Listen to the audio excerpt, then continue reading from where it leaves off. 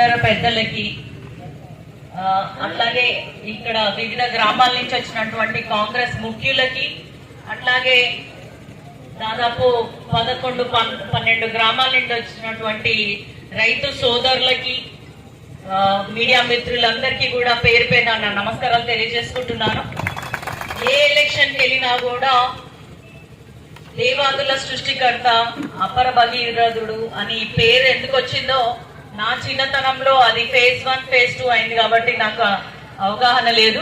కానీ ఇప్పుడు నేను ఇవాళ కల్లారా చూసి ఇక్కడ ఫేజ్ 2కి సంబంధించిన ఒక ముఖ్య కాలువని కూడా ఇక్కడ సాగునీరు విడుదల చేయడం ఇవాళ నేను చూసినాను.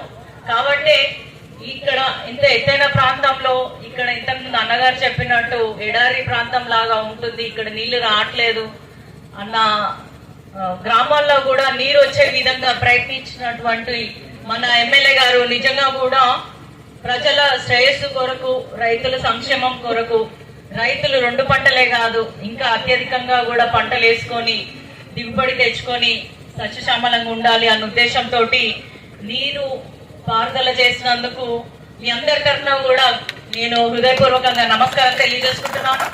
దీన్ని ఇవాళ ప్రారంభోత్సవం చేస్తూ నన్ను కూడా ఇందులో ఒక భాగం చేసినందుకు ఇప్పటి వరకు నేను అనేక అభివృద్ధి కార్యక్రమాల్లో పాల్గొనడం జరిగింది.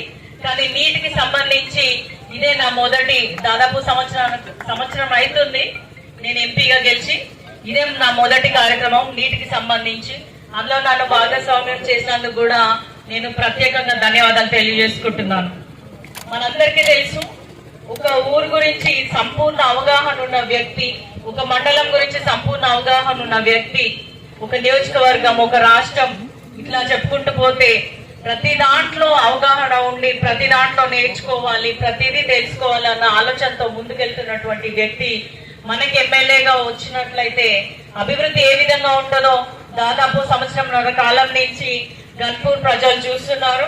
ఆయన అంటే అందరికీ అభిమానమే. అటు రాష్ట్రంలో ముఖ్యమంత్రి గారి నుంచి ఇక్కడ ఉన్నటువంటి ఎమ్మెల్యేలు కానీ మంత్రులు కానీ సలహా తీసుకోకుండా ఉండరు.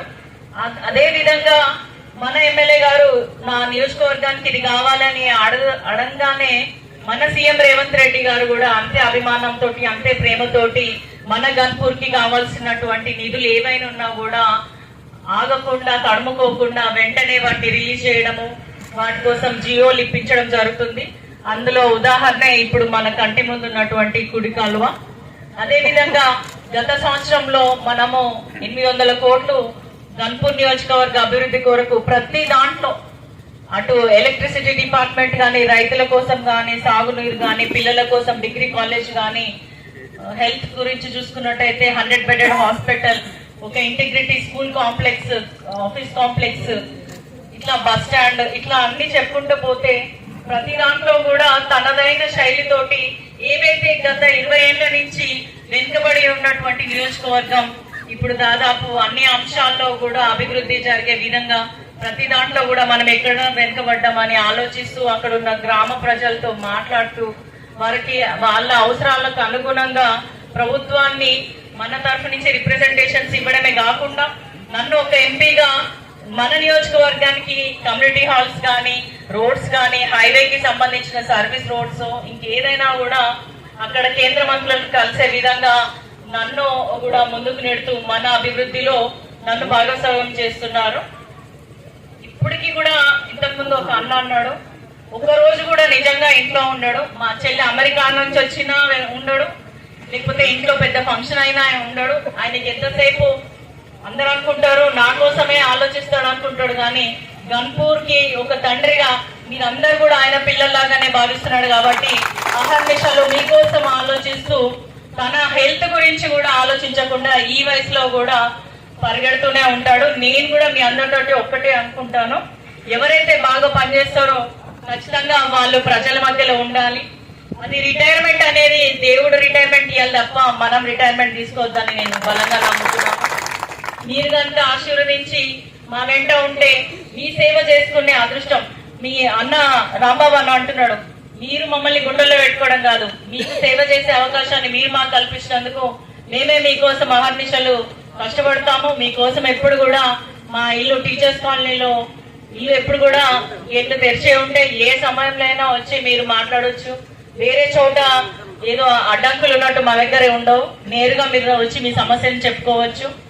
అందుకు నన్ను కూడా ఇంట్లో ఒక టీచర్ ఉన్నట్టే ప్రతిరోజు ఇంట్లో ఉండడం కాదు, కిందికి వచ్చి అందరినీ కలవాలని చెప్పి ఎప్పుడు నన్ను కిందికి పంపిస్తా ఉంటాడు. నాతో పాటు చాలా మంది సాటర్డే సండే వచ్చింది, ఆదివారం శనివారం వచ్చిందంటే రిలాక్స్ అవుతున్నారు. కానీ మా ఇంట్లో అట్లాంటి పరిస్థితి ఉండదు. ఆదివారమే ఎక్కువ ప్రోగ్రామ్స్ ఉంటాయి.